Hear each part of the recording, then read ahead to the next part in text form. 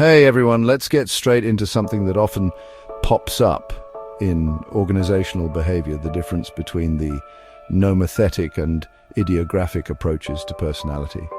You know how in psychology we're always trying to figure out what makes people tick? Well, the nomothetic and idiographic approaches offer two completely different ways to tackle that mystery.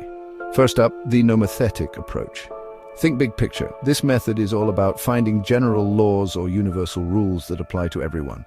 Imagine you're studying a bunch of people at once using surveys or personality tests.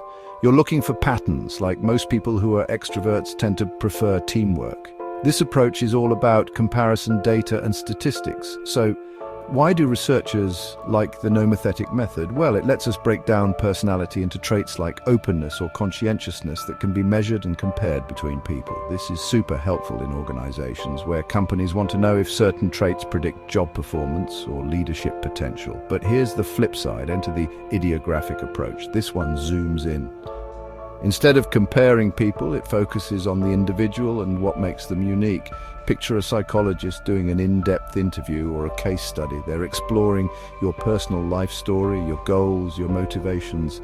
The idiographic approach says, hey, you can't really understand someone by just looking at numbers on a chart. Now, in the workplace, this matters. An idiographic approach helps organizations see employees as individuals, each with their own background, values, and experiences. This can be huge for personal development, coaching, or resolving conflicts.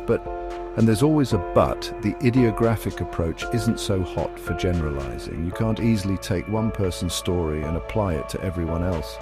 That's where the nomothetic side comes in handy, with its focus on trends and averages. So, what's the bottom line?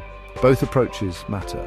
Nomothetic gives us the big data and broad trends organizations need to make decisions, while idiographic reminds us that every employee is unique.